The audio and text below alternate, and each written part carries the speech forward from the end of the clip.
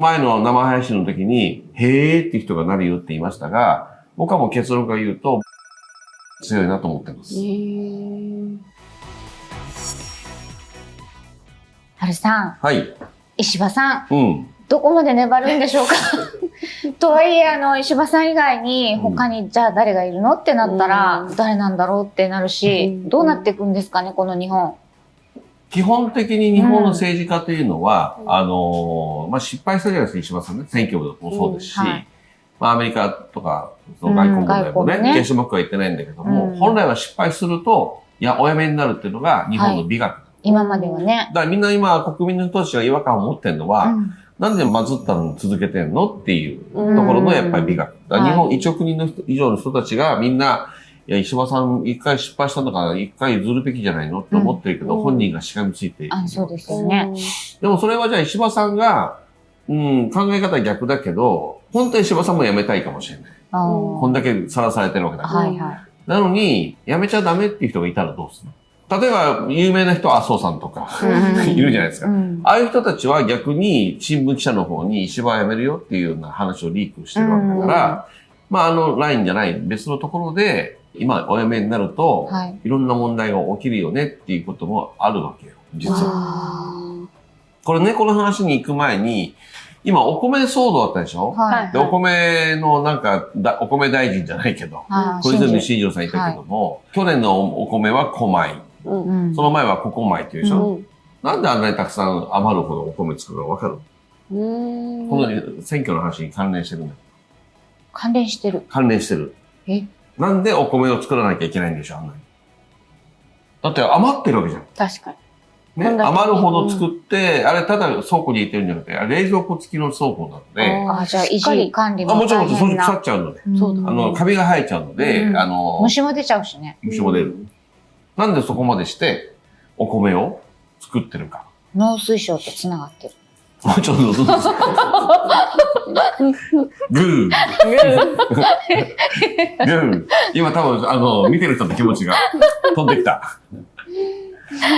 JA とJA は後でまた話しますけど、基本的には要はだから、お米を例えば作りますよって、じゃあこんだけ作ってくださいって言って、農家はそれ以上に一生懸命頑張って作るわけじゃない。そしたら、補助金というか、助成金っていうのがもらえるわけですよ。そうなんだ。ということはですよ。じゃあ、自民党の、何らかの人たちが、お米作ってください。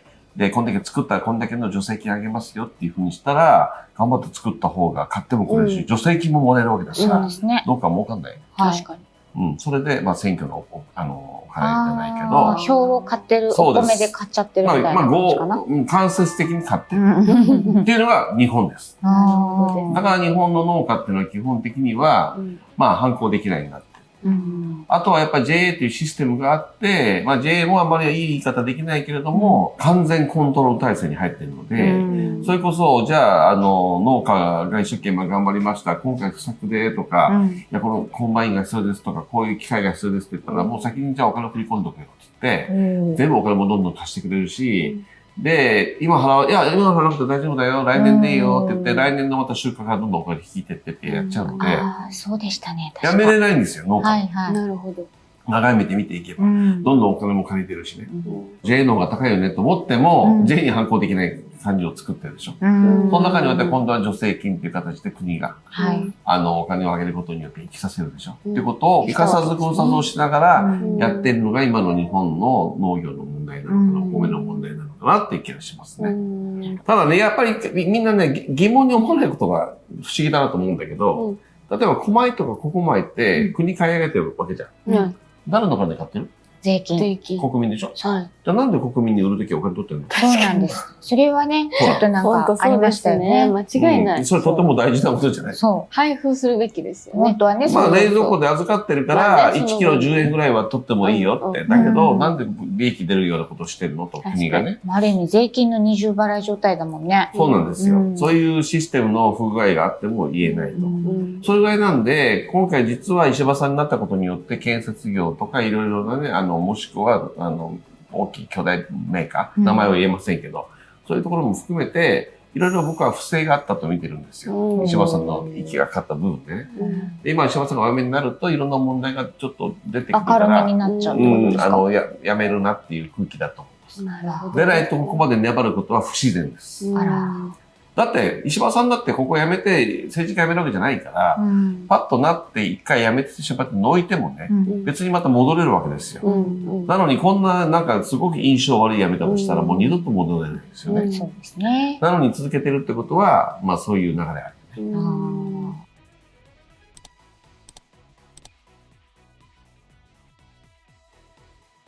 彼も今回は観念をしてね、まあ退陣するだろうと言われてますけども、他の対抗馬というと、まあ一番最初に来るのが高市さん。高市早苗さん。それから小泉進次郎君。そしてそれから、実は茂木さんっていう人が最近出てきてるんですね。はい。この3人がおそらくどっちかなるだろうと。僕も前の生配信の時に、へーっていう人がなるよって言いましたが、僕はもう結論から言うと、茂木さんのライン強いなと思ってます。まあ、要するに、調整政治家。調整がうまい。その党内でのその調整がうまいとね。こっちもこっちもこっちもこうでこうでっていう。次の政治は調整政治と言われてて、やはり、今後のね、新しいその日本をやっていく上で、自民党も今大変でしょ。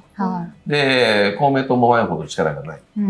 で、与党ではあるけれども、完全に数が負けてしまっていて、まあ、衆議院、参議院で、まあ、お互いに揉めるだろうと。ね、安定しないだろうと言われている中で、これを調整できる人じゃないとダメだよねっていうのが、まあ、いわゆる茂木さんの役目なのかなっていう。だから茂木さんになるような気がしますよ。春さん的にはじゃあこの高市さん、小泉さん、茂木さんってなったら、まあこの方の方が一番まとまるのかなっていう。いや、日本人の今の傾向からしたら、高市早苗さんの方がいいですよ、絶対。女性。海外に対して文句が言える。で、いろんな意味で、まあ彼女もまあちょっと憲法9条のことを言い出してますけども、いろんな意味で国を守っていくとかね、リーダーシップが強いのは高市早苗さんですよ。で、安倍さん派だったからね、なんかトランプさんともうまくやってくれそうですもんね。そうなんですよ。ただ、日本ってどこまで行っても女性はリーダーにしないっていうルールがあります。それなんでかわかる？さっきのお米の話と似てる。男性利権構造ができてるんですよ。女性になっちゃうと、今までの、利権構造が崩れちゃう。そう。だからそれを嫌がるのは、政治家同士というよりは、経済界が嫌がるんですよ。そう。だから女性がなれたらどうとかっていう女性蔑視とかそういう話ではなくて、彼女がなることによって今まで長く続いた男性社会の、いわゆる男性利権構造が、例えば、昔で言うからお茶屋さんに行きましたとかね、銀座に行きましたとか、そういうような、よいしょ、ゴルフしましたとか、含めて、いろいろなその男性利権構造の流れが全部変わってしまうので、あうんでできたことができなくなる。一からやらなきゃいけない。なるほど。それはやはり怖い。要は自分たち企業も含めて、日本のことよりは自分のことを考えてる。で小泉さんは、どちらかというとリベラル派でしょ？開拓派だから、新しいものをどんどん作っていこうっていう人だけども、まあ若者若年層に一応人気はある。ただね、セクシーな、ね、総理大臣になってしまうんで、日本の総理大臣セクシーいらない。そうなんだ。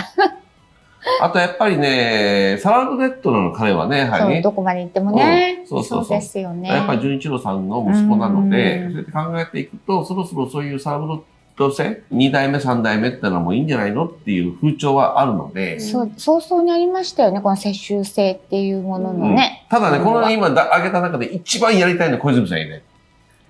ご自身が。進次郎がやりたいんですよ。俺はやりたいってもう。茂木さんはそんなにあれなんですか？茂木さん今じゃなくてもいいと思ってる。もうちょっと落ち着いてからやりたいなっていうのはないかな。今だって石破さんのやったことの尻拭きしないといけない。いけないから。トランプさんが今どこまでその関税措置でね、行くかわかんないし、中東の問題も落ち着かない段階で、落ち着いたら今度また台湾問題も出てきますから、そうすると、これどうかなって茂木さん思ってると。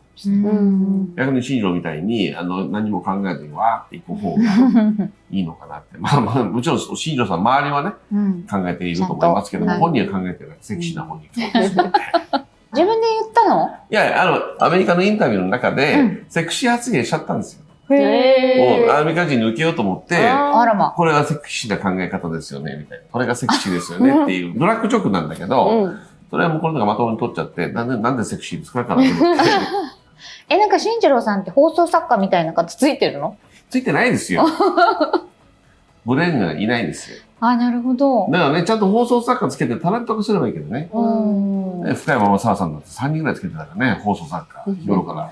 やっぱり言葉とか発言にすごくメッセージ性を持ちたい人はつけますよ。自分の、だって自分の発言を常にメモしてもらって、この言葉を使ったらどう使ったかっていうのが放送作家なんですよね。深山君の場合はね。まあ、いずれにしてもね、茂木さんのラインかなってしますね。まあ、コバホークとかね、いろんな名前上がってましたけども、だからちょっとやっぱりまだ若いのかなって言ってはしますよね。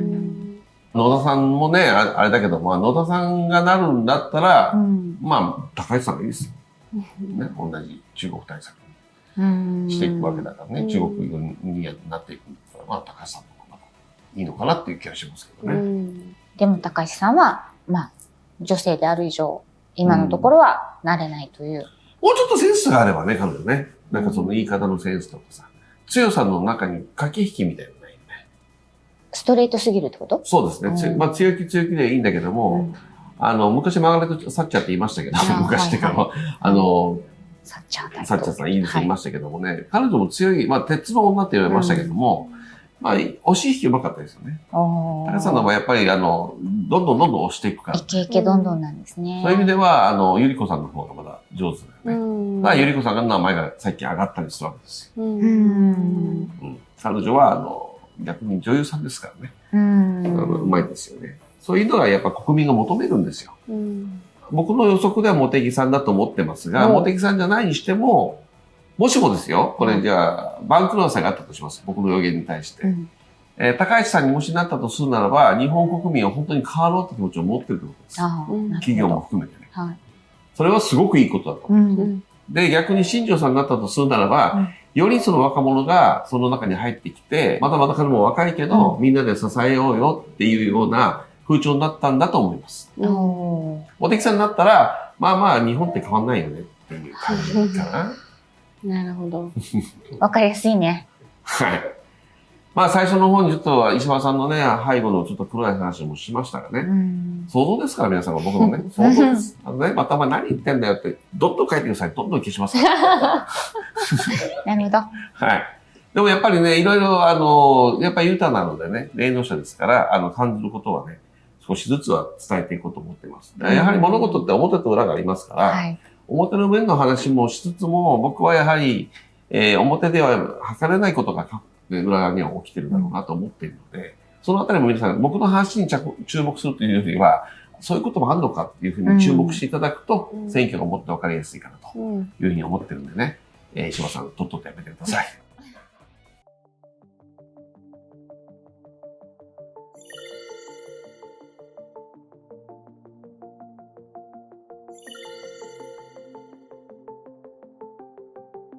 工場はもう大丈夫さ工場は静かに目を閉じて